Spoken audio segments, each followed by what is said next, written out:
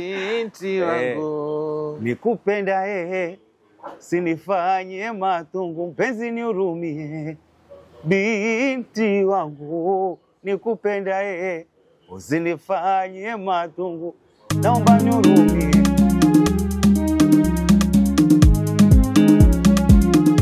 Kwa majina naitwa Mwakunyenyea, ukipenda Mwakushine. Kama desturi yetu, tunawaletea makala yetu maalum ya kikao cha wadau. Kikao cha wadau, kama nilivyowajuza kutoka mwanzo pale tulipoanzia, ni kwamba tunawaangazia wasanii wetu mbalimbali wa muziki wetu wa taarab kwa Pwani, tuweze kuwajua historia zao, kazi zao na maendeleo yao.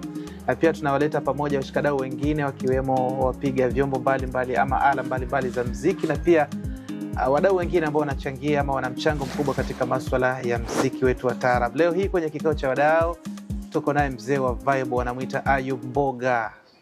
King Respect tuko naye hapa tuweze kumjua historia yake, maendeleo yake na kufikia sasa anapanga nini. Karibuni. Naitwa Mwakunyenyea, ukipenda Mwakushine. Tunasema taarabu ni ustaarabu, bila ustaarabu unaharibu. Yes, kwa majina naitwa Ayub Ishak Mboga, ama ukipenda zanita Ayub Mboga.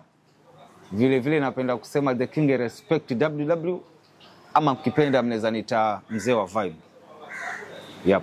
Mzee wa vibe alizaliwa wapi, alisomea wapi, ni mkazi wa eneo gani hapa kaunti ya Kwale? Mzee wa vibe natoka maeneo ya Kinondo Wards, kijiji cha Gandini, ndio mahali nilizaliwa. Yep, na sasa naishi Ukunda na nafanya muziki wa taarab. Yeah. Tukiingia kwenye historia kuhusiana na muziki wa taarab.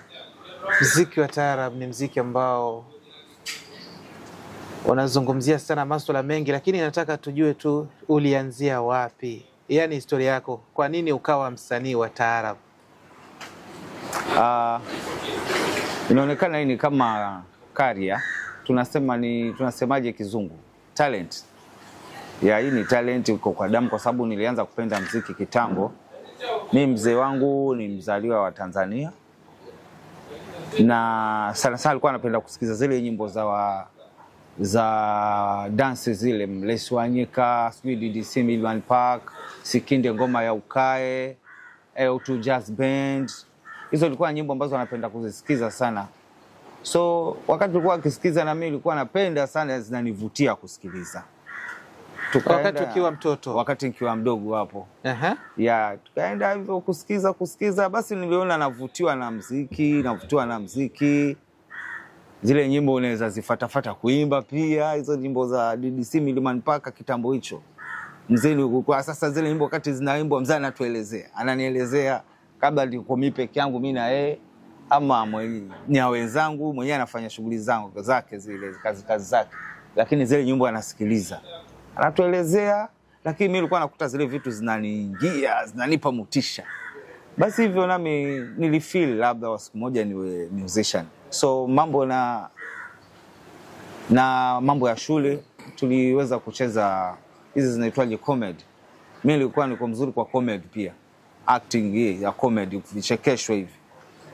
Tulikuwa tukifanya vile, nilikuwa nafanya vizuri pia shule upande huo, lakini pia vile vile katika hali nakuwa nijikuta tu napata kama ujuzi fulani wa kutengeza kitu kikawa kama nyimbo hivyo. Uliwahi kuwa mshairi labda wakati ukiwa shule? Sikuwahi kuwa mshairi mzuri, lakini nilikuwa napenda somo sana la mashairi. Lile somo la mashairi lilikuwa mwalimu akilielezea, nakuta linanivutia kushinda hata masomo mengine, music, something like that. Yeah. Na baada ya kugundua kwamba una kipaji, ulianzia wapi? Bendi yako ya kwanza ilikuwa gani na ilikuwaje mpaka ukajipata kwenye ile bendi yako ya kwanza? Ilikuwa historia kwa kweli, kwa sababu unajua kwenda mahali kabla mtu kukujua ni ngumu.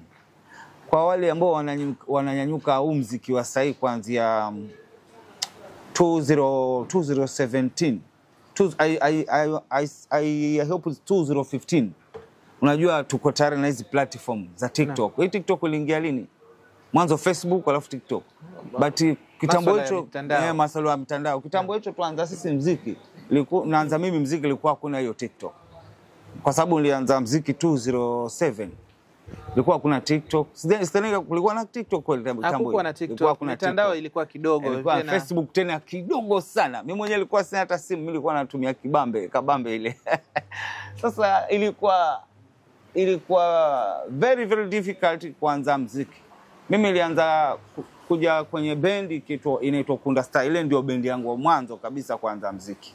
Mwaka 2007 pale ndivyo maliza shule tu. Nikawa yani mimi mwenyewe kabla ya kumaliza shule mimi nilikuwa kuna siku 2 za mazoezi ya ile bendi ile Ukunda Star, ambapo ilikuwa Jumatano na Alhamisi.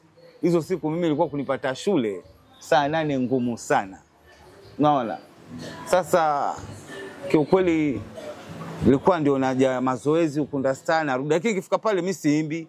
Nakaa tu nasikiza kwa sababu keyboardist wa pale ile bendi alikuwa ni mtu kule nyumbani anajiita Dila, ambaye sasa yuko na bendi inajiita Super Simba Modern Tara Dance.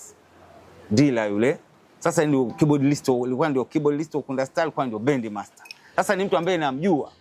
Kwa hivyo yeye ndio alichangia uwepo wako pale Ukunda Star. Yeye ndio alikuwa mchango mkubwa wa mimi kuniweka pale Ukunda Star.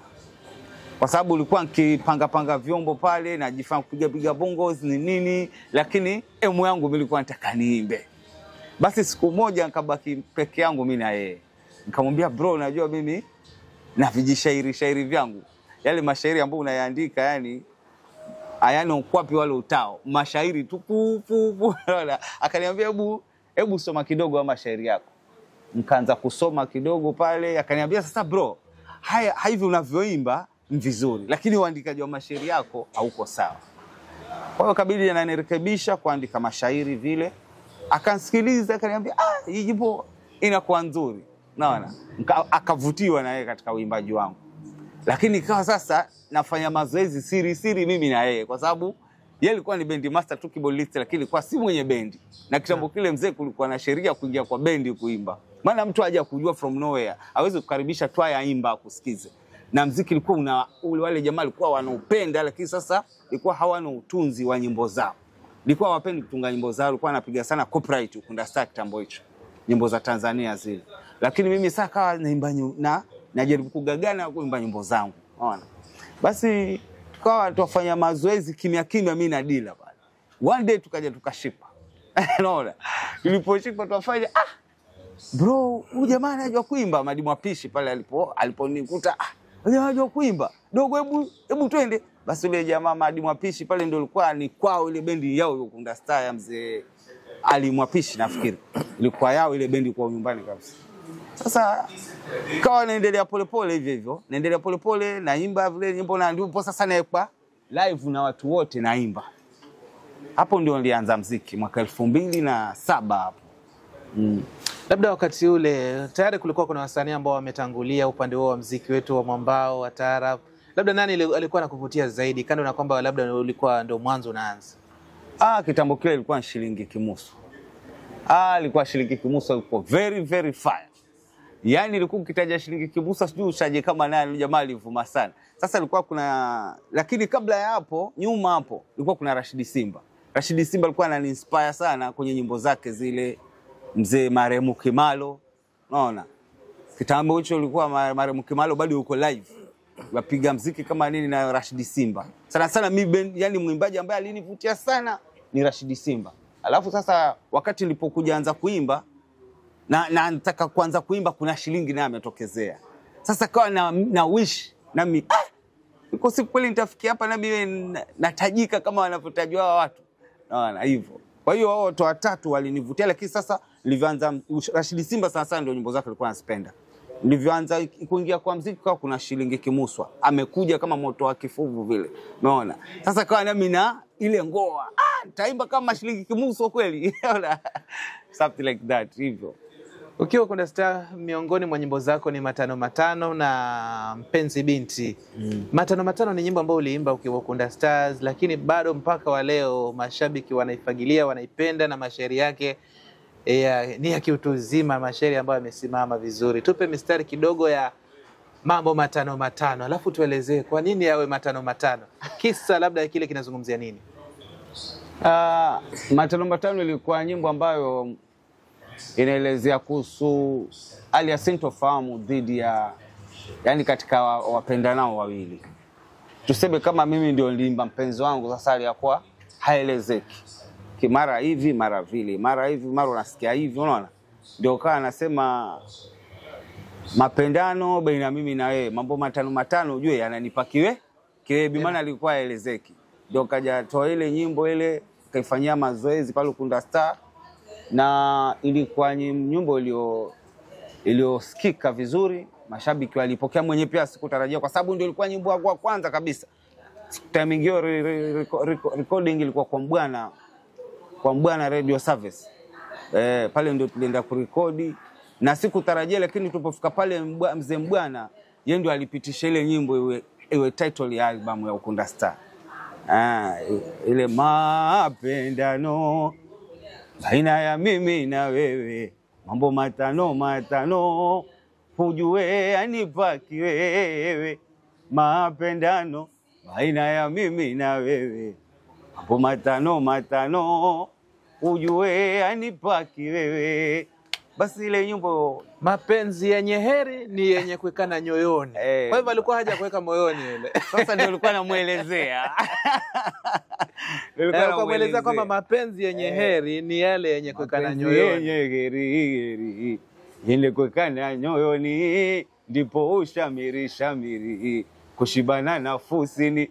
Yani kwa hakika ukimweka mpenzi wako moyoni, hayo mapenzi ndio yatashamiri. Lakini kama ni hapa juju, aliuongo.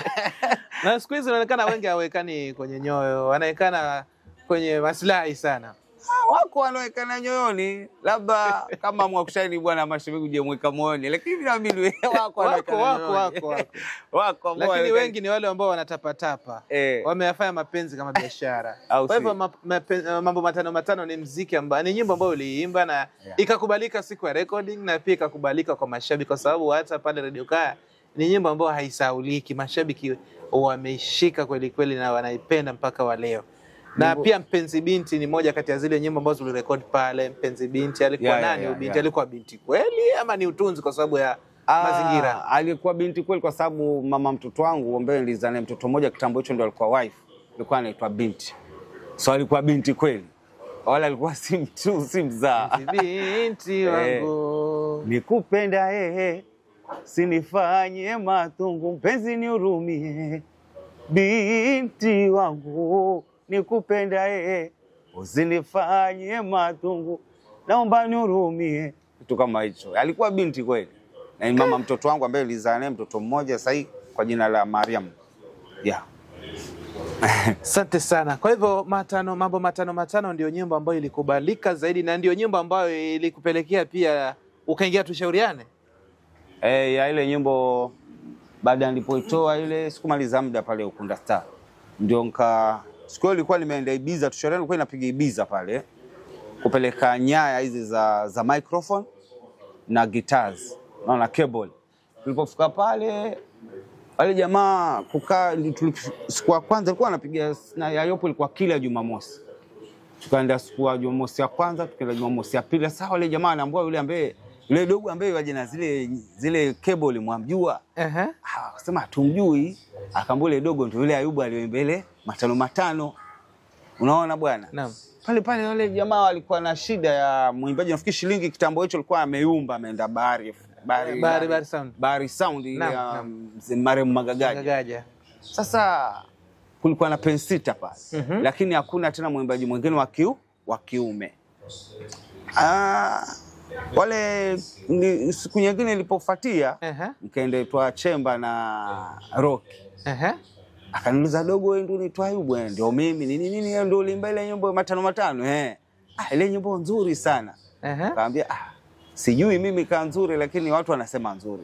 Sasa bendi yenu wapiga lini siku za kama yapiga klabu? Naambia atupigi klabu, ni maharusi tu. Naam. Ni klabu ni kidogo kitambo hicho kule Shimoni kulikuwa na klabu nyingine, ilikuwa sijui ni kwa kiitwa klabu gani kule Shimoni. Tulikuwa tukienda piga siku moja kule siku za masikukuu. Lakini saa show zingine ilikuwa za maharusi, mapati. Unaona? Sasa baada ya hapo nafikiri akasema dogo tutaongea. Sikuongea tena na Rocky. Mkaongea na Maremu Kanji. Akaniambia kijana, mimi nakutaka hapa tushauriane, uonaje? Nikamwambia mimi sasa ina bendi yangu. Sasa siwezi jua kutakuaje. Labda mazungumzo zaidi. Naam. Nitaona vile kutakuwa. Nilipofika Ukunda Star kamueleza dila haya maneno. Bwana nikule tusha bwana pale nimepeleka zile keboli za mic, wale jamaa ameniulizia kumbe hawanijui, lakini walivyonijua. Mzee Kanja ameniambia mimi ananitaka tushauriane. Adila akaambia wengine, wale wengine wakabidi wanasema hasa napata mwamko kwa mashabiki. Ayubu nenda tusha. Ayubu kama anakuhitaji nenda tusha baba. Wewe hapo Ukunda Star sijui nini na nini, wewe nenda tusha. Lakini mimi nami nikajua fika. Nikitoka hapo Ukunda Star kutakuwa na pengo lingine kubwa ambalo halitoweza kuzibika. Kana nawaambia mimi najua mimi nikienda tusha hii bendi sijui, lakini kutakuwa na pengo kubwa. Bana Ayubu bwana kama anakutaka nenda. Amadi Mwapishi huyo. Naam. Bwana mimi sikuwa na otherwise dealer na akaniambia kama anakutaka nenda. Mimi kaenda tushauriane, fatwa na Roki mpaka Ukunda. Mpaka tushauriane. Mpaka pale tushauriane, changamoto zilikuwa kwamba kulikuwa na wasanii kibao nao wankuja interview pale. Kitambo hicho mzee unajua tena hakuna mwenye anaweza kukuamini kwa sababu hakuna TikTok kwamba unaweza imba, watu akakujua kabla uje washika mic wala nini. Ni ukifika pale club ufanywe interview. Mimi nafika pale kuna wasanii wenzangu kibao, sasa kashangaa hawa majamaa kwani mbona wamekuwa wamenifuata paka Ukunda Star? Kumbe huku kuna wasanii wengine kibao nao wanaimba hata kunishinda mimi. Interviews zinaendelea pale, lakini kusema ule ukweli focus yao ilikuwa mimi wale jamaa. Naam. Kabaki kana nafanywa mazoezi pale, kwa na changamoto nyumba ambazo mmetoka nazo huku Ukunda Star ambazo nilikuwa sijaziimba. Wale jamaa wananiambia usipige hizo nyimbo, tunga zingine. Sasa kila nyimbo nitakayoitunga wale jamaa bado kila kabidi sasa najuta mmefuata nini hapa tushauriane. Sasa jamaa kumbe alikuwa anajua mimi sijui wamenifuatia nini. Basi tukaendelea hivi. Albamu ya kwanza mimi sikurekodi. Albamu ya kwanza ile alitoa shilingi nafikiri, kwa sababu shilingi kule kwa magagaja sio kulikuaje. Ikabidi arudi tena wapi? Tushauriane. Alivyorudi tushauriane mimi ikabidi niweka pending. Sikurekodi. Wakati sikurekodi albamu imetoka, mashabiki hasa wanauliza, yule kijana mbona haja rekodi? Mbona Ayubu haja rekodi? Nyimbo ni mpenzi kushoto kulia hapo. Ile kushoto kulia mbona haimo? Ayubu angerekodi. Sasa mwamko wa mashabiki wanauliza, wanaanza kunisikia, kuniona. Tusha kitambo hicho bro ilikuwa ikipiga inaanza, yani ikianza Jumatano Calypso haisimami mpaka Jumapili. Ni kweli. Alafu ikifika Jumapili za pumzika Jumatatu tu. Jumanne kwa na kazi ya mchana. Tusipige labda usiku ama tuikao tu na kazi ya mchana. Tuanze tena Jumatano mpaka Jumapili. Yani kwa sababu ilikuwa bendi ni ile Pwani ya Rashid Simba na huku Bari Sound, na huku Bari Sound ishabuma kumbaki Rashid Simba peke yake. Sasa pale niko mimi, Shilingi Kimuswa, Mama Tumwamiri, Tumjabiri, unaona. Pensita naye amerudi tena wapi? Huku Bari Sound baada ya Shilingi kubomoka kwenda Tusha, kurudi Tusha. Kweli kabisa. Unaona? Sasa kwa ile bendi yani iko very very fire. Watu walikuwa wanairisha harusi bro kwa sababu ya Tusha wameikosa. Kweli, ni kweli. Sasa mimi sikurekodi albamu ya kwanza, lakini kulingana na mwamko wa mashabiki walipiga kelele. Sasa ikabidi albamu ya pili na mimi rekodi. Nyimbo yako ya kwanza ukiwa tushauriane ya kurekodi ni gani? Ile Peke za Mbeya. Peke za Mbeya na Mpenzi ni Pebusu. Mpenzi ni Pebusu ama Serebuka. Ama Serebuka, alipiga hizo nyimbo mbili. Ndio albamu. Kwa malavu na minia, toto kitu bomba, ukakamavu na twabia, mapenzi yake na jigamba, acheni niringe naye mtoto, aminia popote niende naye mtoto, nakubalia wacheni niringe naye. Kitu kama hicho. Alafu nikapiga Peke za Mbeya tena. Kwa wanayo yasema mpenzi achana nao, hizo zao peke watuvunjie penzi letu, tuachane watu cheke. Nikapiga hiyo nyimbo. Basi katika ile Serebuka na Peke za Mbeya, Peke za Mbeya ikakubalika sana. Mpaka sasa hiyo ngoma bila kuipiga kwenye shughuli zangu, unajua ilikuwa mwaka 2000 hiyo, na nafikiri ilikuwa mwaka 2010. Peke za Mbeya mimi naanza kurekodi kwa sababu niliingia mwaka 2008 tushauriane, mwaka 2009 ilikuwa mwaka 2009 wakaachilia. Nafikiri kama si mwaka 2010 mwaka 2009. Naam. Ndio nilipiga hizo nyimbo mbili. Basi nikaanza kuendelea hivyo hivyo. Niko na Shilingi Kimuswa, Mama Tumjabiri na Mama Tumwamiri. Yaani tuko wasanii wangapi? 4. Shilingi Kimuswa, Tumjabiri, Tumwamiri na mimi. Umeona? Hapo muziki ndio na mimi nashikashika na napamba moto hapo. Kitambo hicho. Mchekeni ni moja kati ya zile nyimbo ambazo pia ulirekodi wakati huo na mpaka wa leo. Inapendwa sana hiyo nyimbo ya Mchekeni. Kuna nyimbo kama Ua la Valentine. Aya. Siwezi kumlaumu. Siwezi kumlaumu. Pia hiyo. Hiyo nilirekodi kitambo, nikarekodi nafikiri niliporekodi hizo peke za Ambea ni nini? Hizo peke za Ambea na hiyo Mpenzi Nipe Busu. Hii peke za Ambea nafikiri nilirekodi wapi? Kama si kwa nao sijui, lakini Mpenzi Nipe Busu ilikuwa South Coast Records kwa Mwamba. Kwa Mwamba. Hiyo album tulikuwa kwa Nuru Mwamba. Kwa Nuru Mwamba. Naam. Alafu ndio nikaja nikapiga hiyo Siwezi Kumlaumu. Kapiga Amenikimbia Sweet, lakini ilikuwa kwa nao hapo. Naam. Ilikuwa ni South Coast Records, ilikuwa haijabadilishwa jina kuitwa Guitar Records. Ilikuwa South Coast Records kwa nao. Zile nyimbo ambayo ilikuwa released, yani kwamba inasikika ni Kichuna na hiyo Siwezi Kumlaumu. Lakini kuna nyimbo zingine hapo zilipotea, hazikutoka. Zilipotea, sijui pia sasa hizi ziko wapi. Maana kama Amenikimbia Sweet nilirekodi, lakini ikapotea. Hata sasa inanidai hiyo nyimbo maana nini rekodi. Kichuna nilipompata Kichuna pale cheze naye ngoma tafurahi sana. Akinitoa kioma mimi nimempenda fulani mimi, lakini sitosema ananichoma moyoni, ila najikaza kinyama mimi. Ukimwambieni huyo mwa fulani sisitizeni, ananichoma moyoni, kitu kama hicho. Sasa nilikuwa nimerekodi hiyo nyimbo pia, lakini then nikaja nikapiga tena remix hapo mbele. Maana haikuwa na mapokezi mazuri sana hiyo time. Naam, lakini ilipendwa kweli kweli. Ilipendwa kwa sababu ilipigwa ni rock ile Kichuna, bass na solo. South Coast Records nakumbuka mwisho pale. Kachezeshwa sana hapo mwisho nafikiri. Ilichezeshwa nyimbo. Ndio nikaja nikipiga tena huku na ninoni na albamu ya Mshapopo hii. Mshapopo pale 002 Music ya 002 Music. Producer Mash. Na producer Mash ule mtoto pale. Akamwambia bro, najua waje kujua watu. Hebu acha urekodi na mimi nyimbo kama 5 hivi ili jina linyanyue. Tushauriane uliishi kwa muda mrefu sana. Siri ilikuwa nini? Ni maelewano ama kulikuwa na siri nyingine? Kitu gani kilikufanya ukaishi pale Tushauriane kwa muda zaidi ya miaka 10 ulikuwa pale? Tushauriane kwa sababu ndio ni bendi ambayo sasa iliniweka hewani sana. Nilikaa pale mpaka nikasema mimi siwezi toka Tusha. Ama nikitoka Tusha si join naunda ama niache muziki. Nilikaa almost kwa sababu nilikaa pale kuanzia mwaka 2009 mpaka mwaka 2024 nafikiri. This is 2025. Leo ni 2025. Mwaka 2009 mpaka mwaka 2024. Sasa piga hesabu miaka mingapi. Kwa hiyo mwaka 2009 mpaka mwaka 2024 ndio nikatoka Tushauriane. Kwa hiyo nilikaa muda mrefu sana pale. Mzee Mwangauri kwa kweli ilikuwa ni mzee ambaye hata unaweza fanya kosa kubwa sana, lakini by then akaja akakusamehe. Yuko ananielewa.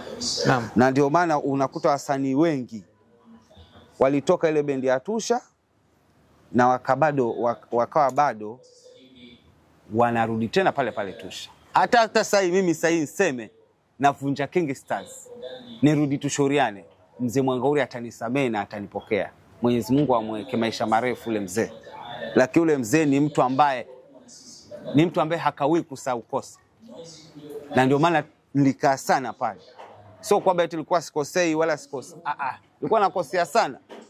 Lakini mzee Mwangauri ni mtu ambaye alikuwa anasamehe. Kitu kama hicho.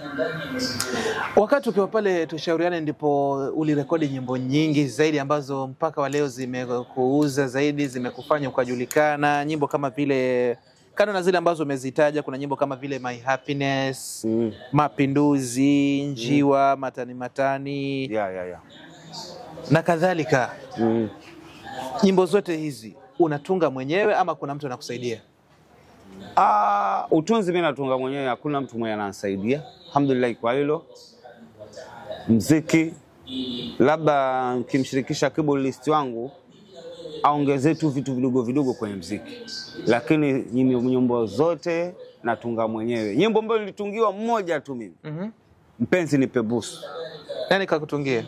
Kuna mshikaji mwingine anajiita Alfani kwa Maganya.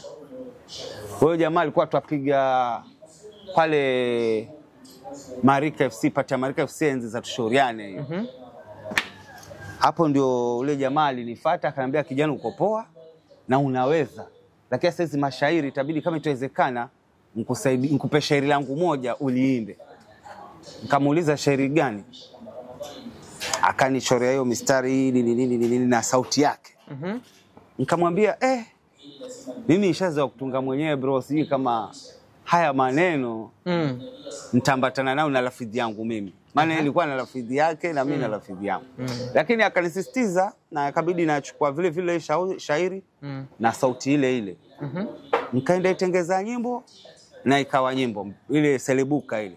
Mpenzi wangu tulizana, sisikize wasemayo, kwa vile tunapendana, wache waende mbio. Sasa ule jamaa hiyo mistari anaandika na huko akinipa hiyo melody. Sasa ile mimi nikamwambia hizo za lili. Hizo bro mimi kweli naona zinaniboesha. Akaniambia no. Tembea nazo. Tembea nazo bro, hii nyimbo nzuri. Unaona? Kabidi sina otherwise nipige ile nyimbo na nikaipiga.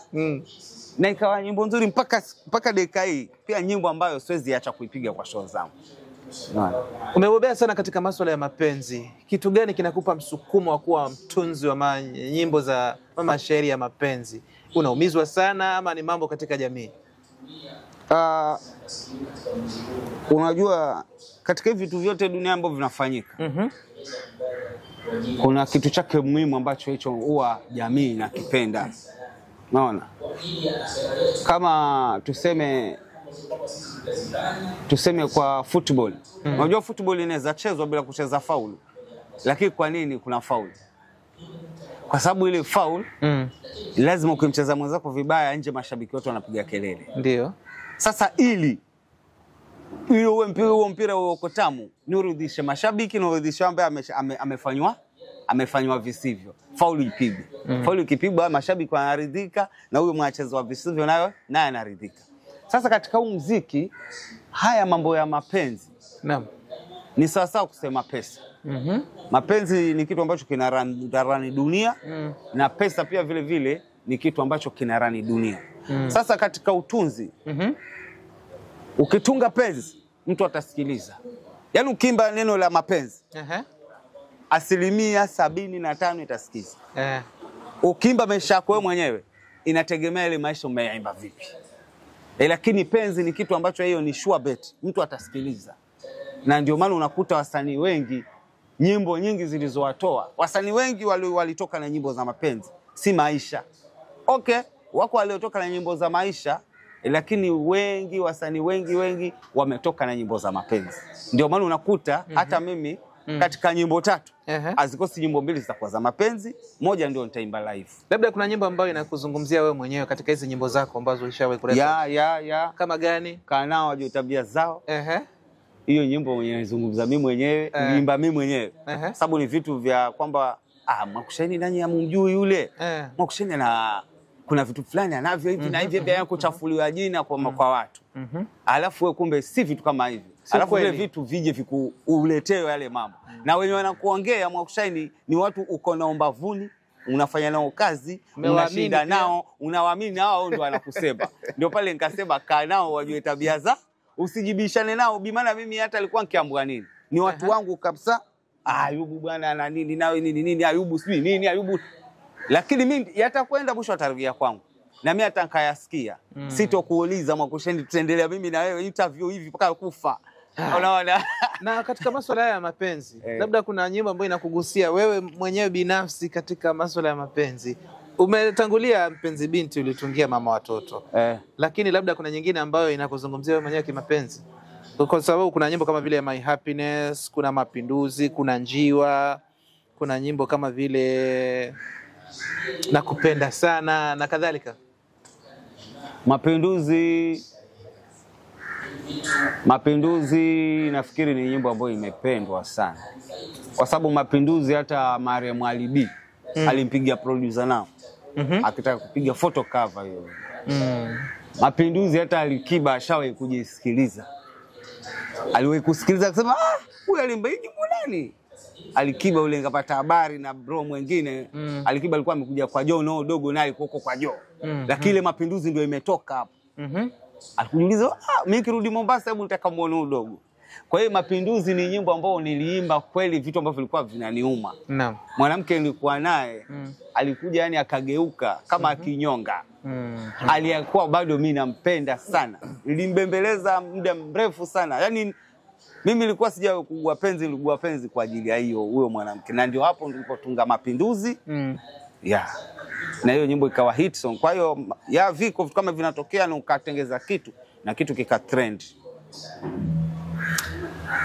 Kuna album ambayo uliweza kurekodi nje ya ulikuwa tushauriana lakini haikuwa album ya bendi, album ya Kichuna ambayo ulirekodi pale 002 Records kwa producer Mash. Mash the Beat. Na ilikuwa imebeba nyimbo 5. Wazo hili lilikujaje? Kwa sababu ulikuwa ukirekodi na bendi lakini wakati huo ukabadilika kidogo. Kitu gani kilikusukuma kufikia hatua hii? Ilikuwa ni katika hali ya mvutano wa recording baina ya band, baina ya crew nzima ya Tushauriane, kikosi kizima. Tulikaa ile Tushauriane pale takriban miaka miwili hatujatoa album. Mvutano tu. Mipango ikipangwa hivi hivi. Mipango ikipangwa hivi. Mipango hivyo mpaka mwisho wa kusha mimi sasa ikawa nyimbo zinaoza hizi. Mashabiki wanapiga kelele. Kapiga hesabu wacha tu mimi nijitoe kivyangu nitoe album. Nikaenda ikawa ile nani 002 Records tumeshaifanya launching kwa sababu ile 002 Records tulifanya launching sisi mimi Shifad, Kenneth na wasanii wengine na producer Nuru Mwamba. Naam. Producer Nuru Mwamba anahusika pale 002 Music. Hiyo kampeni yote hiyo ya mama hiyo ilikuwa producer yetu Nuru Mwamba. Tulipofanya hiyo launching ya ile studio ndio baadaye nikakuta wacha hizi nyimbo 5 nzirekodi kwa hii studio. Kwa sababu kule nako mvutano ulikuwa ni mwingi. Bendi yani watu hawaelewani. Huyu anasema hivi, huyu anasema hivi, anasema kurekodi timing hakuna. Yani kule kushikana tu akarekodi hakuna, kila mmoja anasema lake. Kabidi mimi nijitoe kule nikapiga ile album nyimbo 5. Nyimbo 5 ambazo ilikuwa imedhaminiwa album ile. Ile ilikuwa na dhamini ile. Ile album ilikuwa imefadhiliwa na kikosi ulichokitaja. Ilikuwa chini ya miongoni hao ndio wataja. Nashukuru walinipush pakubwa na tukafanya launching ya ile album. Na mpaka sasa naendelea hivyo hivyo na yani it's okay, wale sahi wako na shughuli zao. Lakini nikiomba support kwao pia wananipa. But alhamdulillah waliponifanya vile kuna wengine walikuja. Yani mpaka sasa mimi kuna watu naweza sema fulani na fulani tujeni mahali pamoja nataka mnisaidie hiki na wakajipiga kifua wakanisaidia. Sijasema kwamba niko na promoter. Lakini wako watu ambao mashabiki wetu nikisema nini wanashtuka na tunafanya.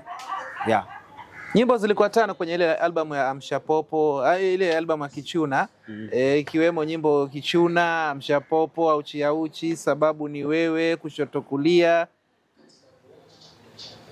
Tupe mistari kidogo ya Mpenzi Kushoto Kulia.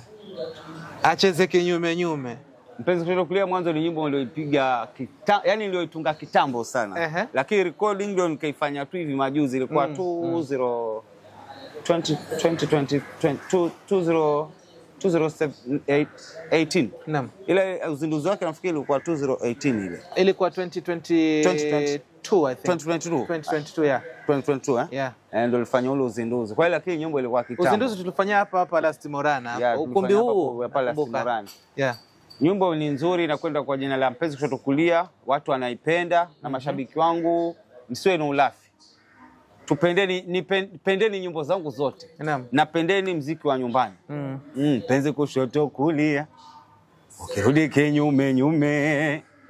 Kitu gani wewe unachokifikiria? Mwendani si useme.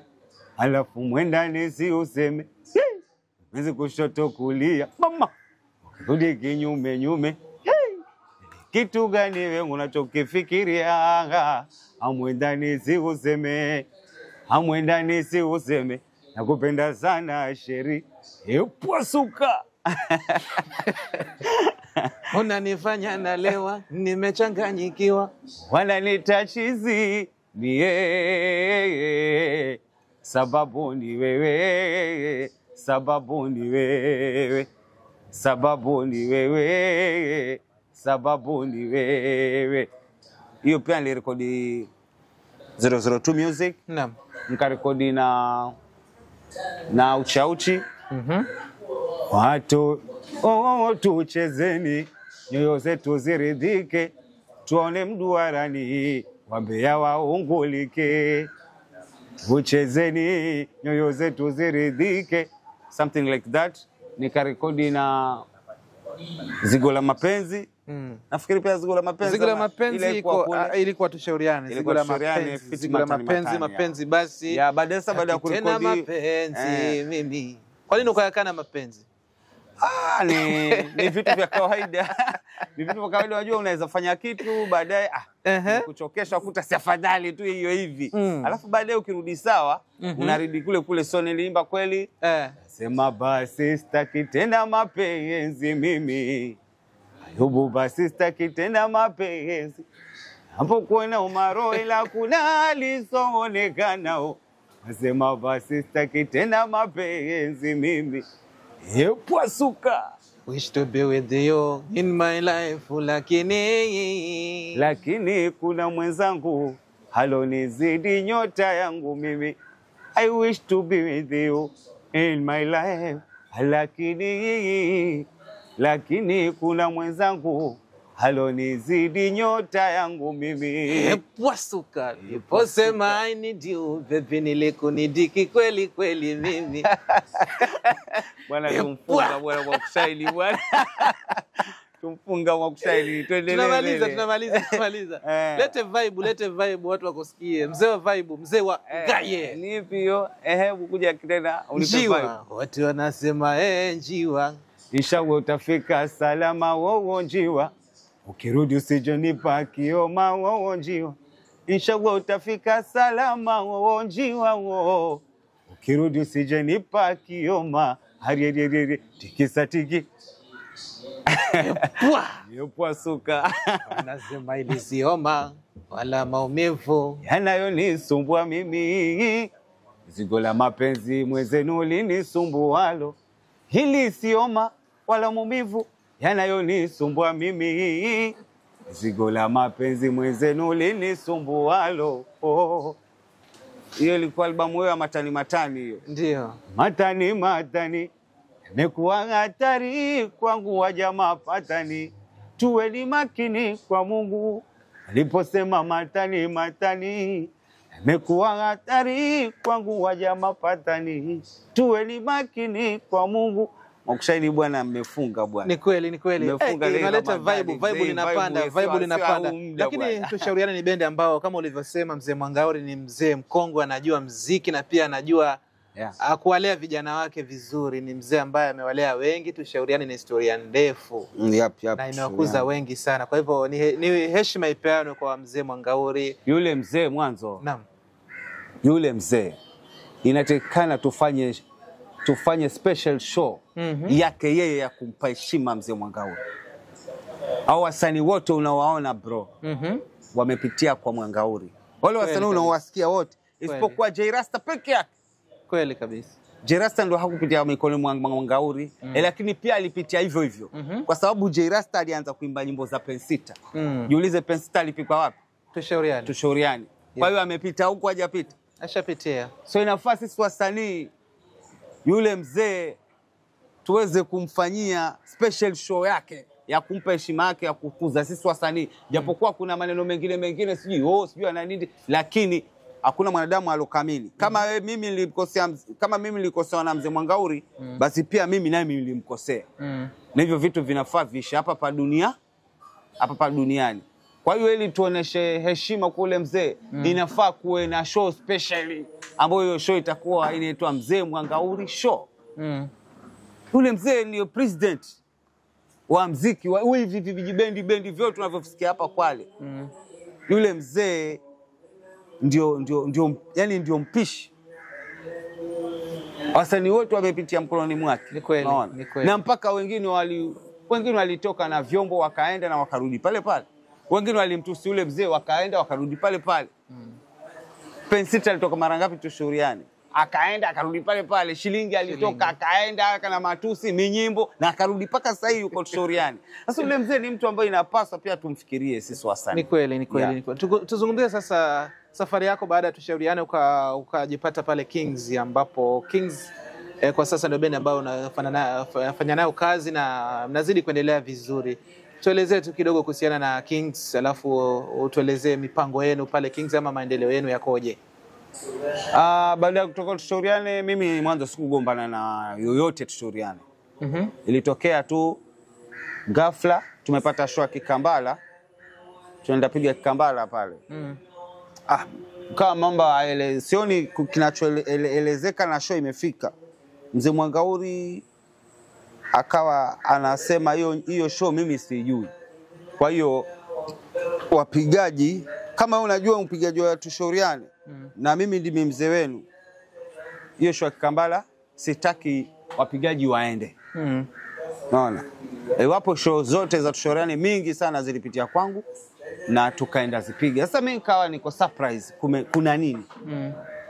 Kabidi mimi sasa otherwise kwa sababu hii kazi yangu na mimi ni msanii najulikana, kabidi niokote wapigaji wengine kutoka bendi zingine, lakini siku nilipata pia Jambi ambapo alikuwa hapo Tushauriane, kampata Mwanyoa Mkono wa Bongozi ambapo alikuwa hapo Tushauriane, nikaenda na Matumwamiri. Tukachukua na wapigaji wengine na waimbaji wengine, tukaenda Kambala tukacheza show. Baada ya pale nilivyorudi mimi nasikiliza mzee Mwangauri labda atuite tuweze kwenda solve. Mzee akutuita ikawa hivyo kabidi sasa sina otherwise mimi nasikia kwamba wale walioenda Kikambala basi wasirudi tena huku Tusha. Ukaitwa kwa recruitment ya wasanii wengine Tushauriane, ikabidi mimi sina otherwise niunde bendi kwa jina Kingstar Modern Tara Dance. Mpaka saa hii ndio bendi ambayo niko nayo sasa. Katika album ambayo ni albamu yenu ya kwanza, kwa sababu nakumbuka bendi ilipobuniwa mlirekodi nyimbo mbili, Duta Continue na Moyo Wangu ya Mama Tumwamiri. Kakaa kwa muda alafu baadaye ndio mkatoa hii albamu ya Nimekosa Nini kwa Waja. Kimya kile kilisababishwa na nini? Kulikuwa na muda hapo mlinyamaza sana, mkawa mna promise ya kwamba mtatoa album lakini kukanyamaza. Nini kilichangia kimya kile? Mwanzo nilipotoka Tusha, over sudden nikatoa Duta Continue na Matumu akatoa ngoma moja kwa jina la Moyo Wangu. Moyo. Naona? So after there alikuwa kitu ambacho nataka nitambulishe watu kwamba kuna kitu kipya kinakuja. Ndio. Sasa katika hali ya mikakati ya mipangilio ya kurekodi sasa. Tulikaa kwa muda kweli. But kwa muda ule ndio tulipoendelea tukakaa tena chini, kabidi tuingie studio ndio tukatoa hii albamu ya I hope Nimekosa Nini kwa Waja. Nimekosa Nini kwa Waja yani. Kwa hiyo katika ule utulivu ilikuwa ni katika hali ya mipangilio ili kujipanga tujue tukiingia studio tunatoa mawe ya ukweli. Sio hakuwa na kwamba eti kulikuwa na mvutano wala nini, alikuwa ni katika hali ya mipangilio. Na ndio maana tukatoa hiyo albamu ya Nimekosa Nini kwa Waja. Nafikiri mashabiki walipokea vizuri. Sijasema kwamba albamu ilifanya vibaya. Walipokea vizuri na tunaendelea na kazi. Miongoni mwa nyimbo ambazo uliimba zilikuwa 4. Nakupenda Sana, Nimekosa Nini kwa Waja ambayo ilikuwa imebeba jina la album. Wangu Ni Wewe na Watabaki Pita Pita. Watabaki Pita Pita. Hapa kwa Watabaki Pita Pita ni nyimbo ambayo ni kama umefufua, kwa sababu zamani kulikuwa na nyimbo ya Mzee Tenge, Yusuf Tenge, yenye ilikuwa inajulikana kwa jina Hawaume Wala Hawarambi. Ukiangalia mashairi ni kama ulimodify ile nyimbo. Yeah. Ilikuwaje? Tuelezee. Hata sisi wasanii tuna uwezo wa kusikia nyimbo ya mwenzako. Naam. Na ikakugusa pako ukatamani wewe ndio unaimba ile nyimbo. So katika pita zangu bila school nilikuwa naenda mazoezi tushauriane. Napita sehemu nasikia ile nyimbo yapigwa. Hawaume Wala Hawarambi. Watu wao, watu wao. Mashetani, si mashetani vibwengo. Visalata, visebu wa mambo. Wako chini ya nyumba ya milango. Waiba watu majambo. Kabidi nisikilize ile nyimbo. Kauliza ile nyimbo ilipigwa nani? Kaambiwa. Ngasema nyimbo mbaya mimi naisikia kamba ina vitu fulani ambavyo mimi nikiimba vitaongeza kitu fulani kwangu. Kabidi nichukue ile nyimbo niende mazoezi, nikasumbua mpaka ile nyimbo ikapigwa mazoezi. Nilipofanya mazoezi ile nyimbo kwa nipiga inakubalika. Kila nikipiga ina watu wanaitikia. Nikashikwa na kiu ya kwamba ile nyimbo mimi ni rekodi. Naona. Nikatafuta hali ya venyeneza mkuta muimbaji wale alioimba ile nyimbo ule Mzee Tenge. Lakini kwa bahati mbaya baada mimi nafanya preparations za kwamba ule mzee confess alishikwa na umauti kabla nitimize preparations zangu za kuonana mimi na yeye. Ule mzee akafariki dunia, Mwenyezi Mungu aweke mahali pema roho yake. Amen. Kabidi sina otherwise mimi ile nyimbo niachilie. Kwa hiyo ni nyimbo yenye ilinigusa, yani nilifeel. Ikakuta afadhali ni rekodi. Si kwamba eti vipo na vipi, nilipenda. Na ni uwezo wa kupenda nyimbo nyingine. Kuna nyimbo zake nyingi ule mzee nazipenda sana. Hivyo. Labda tukielekea mwisho, unapokuwa live kwa mfano kwenye sherehe kama harusi, kwenye event yoyote, una mbinu fulani za kuvutia ile attention ya yule mtu ambaye yuko pale na kusikiza. Wenyewe wakaita vibe. Siri ya vibe lako ni nini? Ama ni kitu gani kilikufanya uje na muonekano huo ama ujiongeze kiwango hicho? Kadri venye unaendelea kwa kwenye hii movement ya game, lazima kila unapoenda una kitu unasoma kwa wale kwa vile unavyofanyia watu. Kwenye stage mwanzo msanii mimi napenda sana kuangalia show za superstars artist. Unaona? Sasa mimi nilikuwa kila nikiangalia wale wasanii nakuta hakuna msanii international artist ambaye anaimba lakini amesimama tu hivi. Wote ni watu ambao wanaimba na wana kama kufanya vitu fulani kama motion fulani ya kutaka yule mtu ambaye yuko kule amwangalie yeye. Basi kama aidha hiyo atapendezwa na ile nyimbo, iwe atapendezwa na nyimbo ama apendezwe na movement ya yeye pale kwenye stage. Sasa mimi nami ikabidi nageuza mtindo wa hii taarabu, kwa sababu kitambo taarabu bwana mtu alikuwa amekaa tu anaimba hivi. Unaona? Lakini nikakuta kwa nini siwezi badilisha mtindo? Siwezi badilika. Nikabidi nafanya bidii nami ya kwamba nikifika kwenye show sisimami hivi.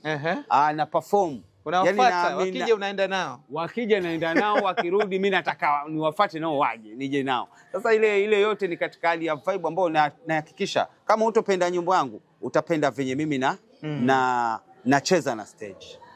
Yani kivyovyote nini wewe nitakuwa wewe na unavutwa na mimi. Kama nyimbo utopenda basi mimi mwenyewe venye nafanya wewe ukitoka utoke na mimi. Hivyo ndio maana mimi unaona niko na changes ya movement ya muziki venye huko na wenzangu na mimi. Yani kifupi mimi niko different na hawa wenzangu. Mimi bwana sisemi kujigamba. Lakini hebu tuweke stage moja na hao wengine. Unaenda na ile nyimbo kama kama kuna mahali kuna faa unyanyuke unanyanyuka. Mimi kama kuna mahali niruke nitaruka. Kama kuna mahali itakaa nikae. Mimi niko kanyaga chini waga nitaenda. Sasa ni muziki ni kuenjoy. Kuna haya maneno ambayo unayatumia, ni maneno ambayo yana sound sijui uliokota wapi, lakini ni maneno ambayo yanashika kwenye vichwa vya watu na pia yana trend.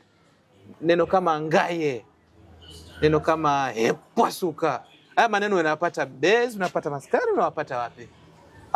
Haya maneno kama vile nakwambia mimi ni mtu ambaye naangalia different artists in the world. Mimi naangalia paka Chris Brown. Na muangalia.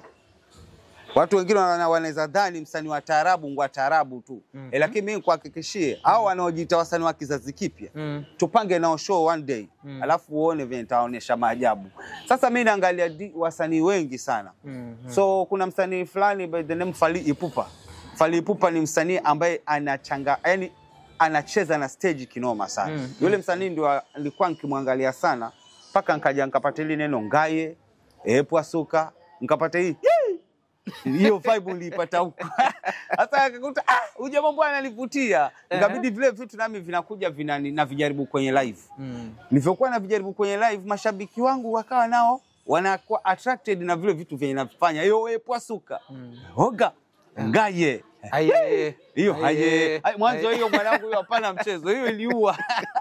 Hiyo iliua mwanangu. Bila kufanya hivyo shabiki wangu ana raha. Ana raha mzee.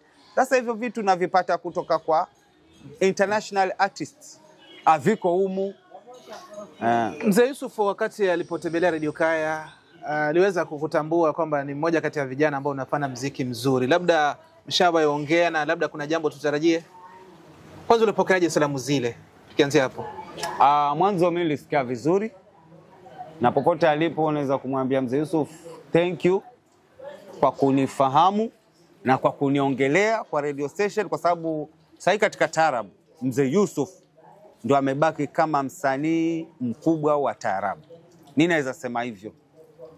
Akilala taarabu imelala. Sasa lazima kuje na mwingine ambaye atakuwa na mtindo wenye utasisimua kama wa Mzee Yusuf.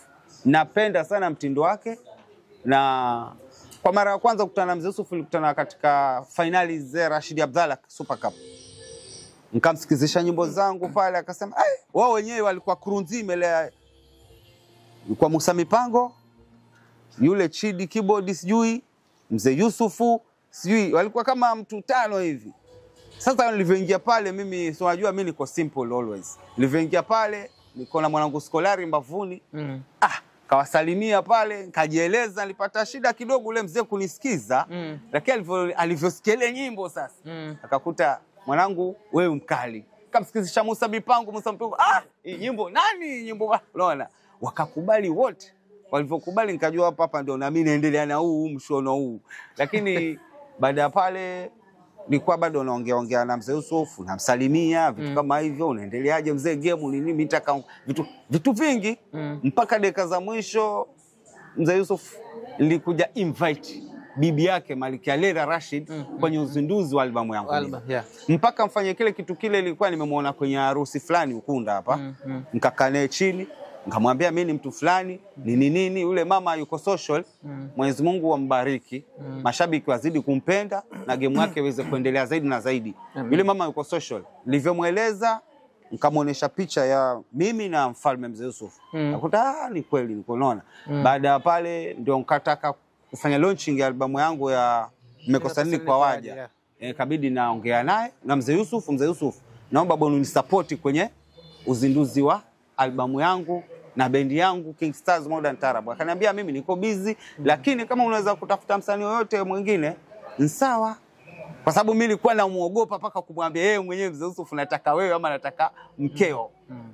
Lakini akaniambia wewe jaribu kuongea mwenyewe ongea mwenyewe na huyo Malikia. Kikubaliana sawa, bisi sina shida, siwezi sema eti mwambie fulani nenda kwa msanii fulani ukamsaidie. Leo watu wanamtamani kumuona, kesho hawamtamani kumuona. Hiyo unaweza ongea naye venye mtaridhiana nyinyi, mimi sina shida. Kabidi anipa namba ya Malikia, kuongea na Malikia, kamuomba, mama akaja na show ilikuwa nzuri. Naona mapokezi ya mama pia alikubali muziki wangu na alikubali bendi ya King Stars. Watu hawakutarajia, wenye hawakuja waliona hizo video. Wenyewe wanashangaa. Kwa sababu katika hizi bendi hizi zetu hizi ambazo zinapiga composer ni nyimbo ambazo tunachenga sisi wenyewe. Kupiga copyright nyimbo ya Tanzania ngumu wale wapigaji. Lakini katika bendi yangu mimi composer twapiga na copyright twapiga. Kwa hiyo Lele Rashid yule sikuchukua wapigaji wa Sepetuko wala wapigaji wa Super Simba. Nilipiga na keyboard list wangu mimi mwenyewe ambao Rizzo keyboard. Labda kuna mipango yote ya kufanya kazi na Mzee Yusuf? Mipango uwaga nafikiria, but sija approach tukaongea vitu kama hivyo, but inawezekana, kuna lisilowezekana kifupi. Kwa sababu muziki ni game, na game ina hapa na pale, na ili usonge mbele ni uweze kupatana na mtu ambaye yuko mbele zaidi, ufanye naye ile na wewe uende mbele. So yawezekana, kwa sababu ni mtu ambaye naweza ongea naye kwa simu, naweza muomba mfalme nataka mpige na wewe, anisikize nyimbo zangu, aseme nimefika kupiga naye ama bado. Akiniambia bado, namwambia nataka ambao yuko chini wako katika bendi. Mkipiga naye tu watu watasikiza ile nyimbo, Mwenyezi Mungu si atumani. Hiyo nyimbo inaweza kuwa nyimbo kubwa kushinda hata nyimbo ambayo ametoa Mzee Yusuf. Kesho atakubali. Kwa hiyo inawezekana. Uko na ukaribu sana na Mama Tumu Amiri na mmefanya kazi kwa kipindi kirefu. Pia najua kwamba kuna wakati ulimtungia nyimbo. I'm falling in love. Ni wewe ndio ulimtungia na kaimba kama venye ulikuwa unatarajia. Ukaribu huu unachangiwa na nini? Wewe unamzungumzia vipi Mama Tumu Amiri, mama wa King Stars Modern Terra Dance? Mama Tumu Amiri mwanzo ni mwanamke ambaye si muongeaji sana. Alafu ni mwanamke ambaye ana heshima kwa kila mmoja. Umeona? Alafu ni mwanamke ambaye hajakunja. Yule mwanamke hajakunja. Yule mwanamke hana dharau. Yule mwanamke anaishi na mtu aina yoyote. So katika maisha yote nilioishi na Mama Tumu Amiri, hajanionyesha kwamba kwa nini mimi hajanionyesha kwamba kwa nini. Hajanionyesha hiyo. Moyo wake uko safi, na ndio maana unakuta nimeishi naye muda mrefu, na pia nashukuru ananielewa mapungufu yangu mimi. Maana kama alikuwa anielewi ilikuwa tushakorogana, lakini ananielewa mapungufu yangu na ananistamilia. Ndio maana unakuta niko naye kwenye bendi moja mpaka dakika hii. King Stars Modern Terra Dance ni bendi ambayo ina wakongwe. Unajivunia vipi wakongwe hao kama kina Mzee Abdalla Scout? Kisha kwanza Mzee Abdalla Scout, hakuna bendi ambayo labda yoyote inaweza point kamba katika bendi yangu nitaka nimfuate Abdalla Scout. So mimi najivunia kwamba ule mzee naweza kuwa naye pale na mfanye vitu vikubwa venye watu hawajatarajia. Lakini nikichukua chipkizi nitakuja naye atarise up. Anaweza shikwa na tamaa akaongelewa sehemu zingine na akaenda fanya kazi. Kusema kweli, changamoto ambayo inafanya muziki wetu hapa sasa hivi, haujulikani wakali kina nani wale wakali kina nani. Ni dhidi ya wapigaji pia. Wapigaji wana mangamanga sana. Official kwa wao wapigaji wa solo guitars. Leo yuko bendi ile, kesho yuko bendi ile, kesho yuko. Yaani wao wanazunguka hivi. Bora ambaye kule kuna mpunga mzuri tu, ashakuponyoka ameenda kule. Sasa mimi kwa huu muda wa sasa, madhali mimi nishajulikana tayari Ayubu Mboga anaweza. Mimi sitarajii mpigaji mzuri.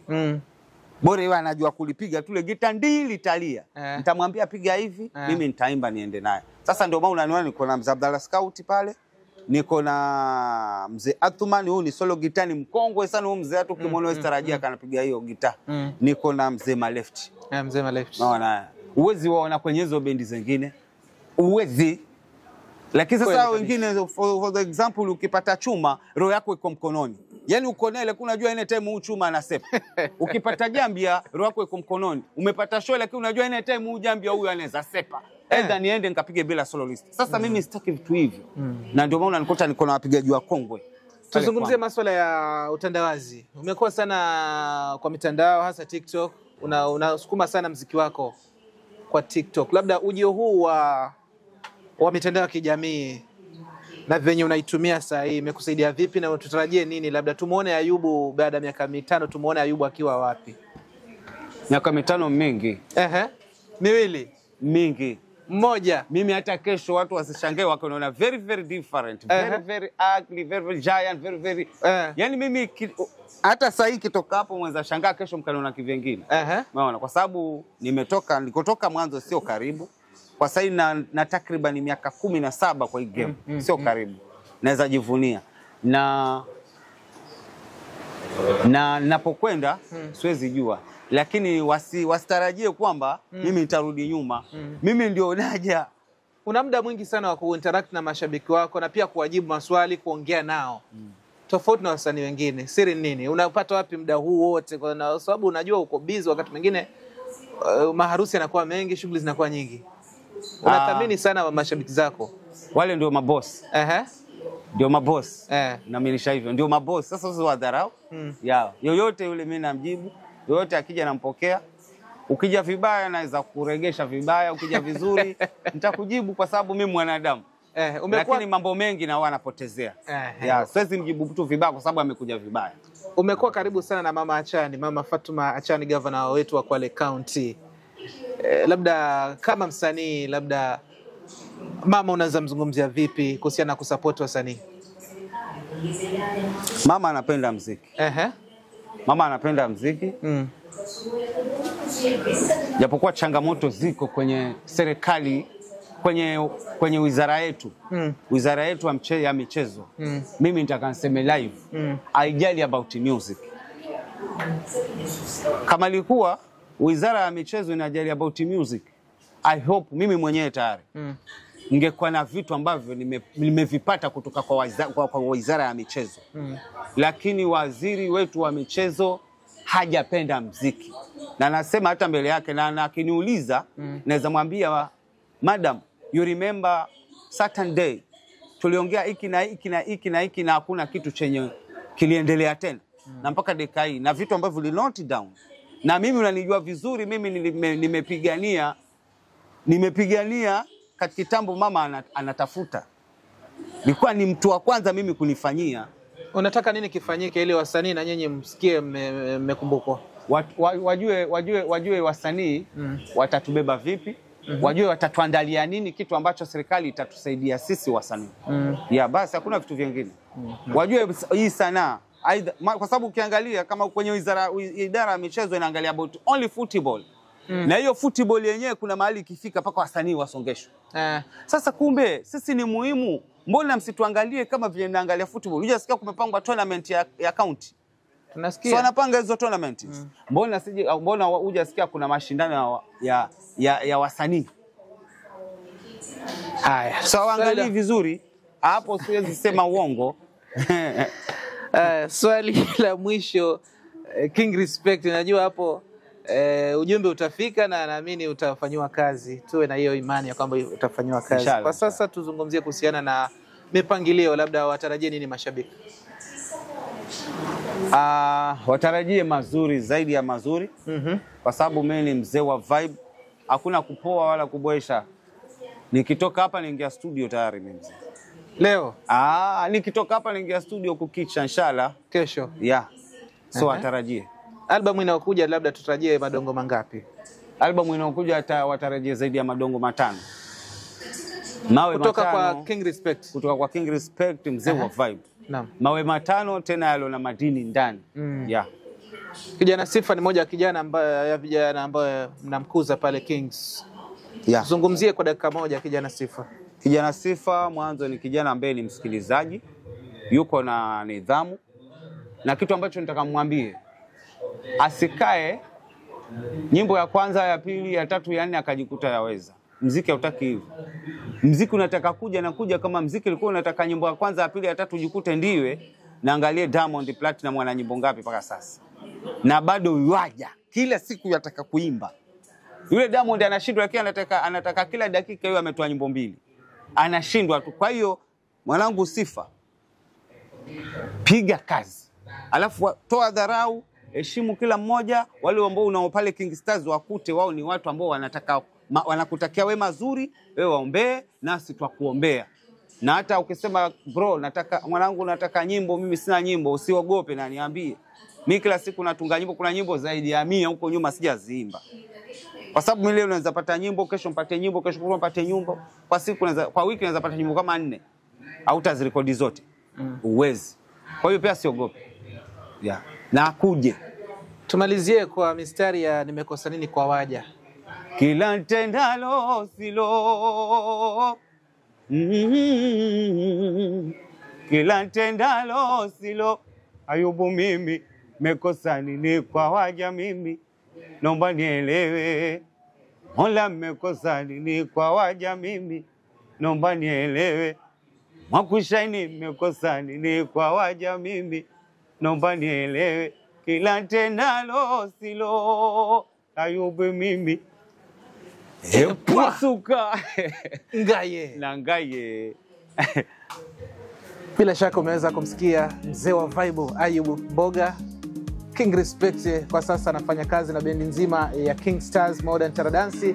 Aliweza kuchipuka na bendi ya Ukunda Stars kama ulivyosikia, amekaa sana pale tushauriane, amezungumza mengi sana, na pia tumeweza kusikia historia yake kwa ukamilifu. Sina la ziada kufikia hapo, tunasema asante sana kwa King Respect Ayubu Mboga kwa muda wake, na zaidi kwa yule ambaye anazidi kufuatilia YouTube channel yetu ya Radio Kaya Kikao cha Wadau. Usikose kila siku ya Alhamisi tutakupakulia matukio mbalimbali yatakayojaza historia zetu za wasanii wetu na pia wadau mbalimbali wa muziki wetu wa taarab, tuweze kuelimishana pia kukuza muziki wetu wa taarab. Naitwa Mwakunyenyea, ukipenda Mwakushine.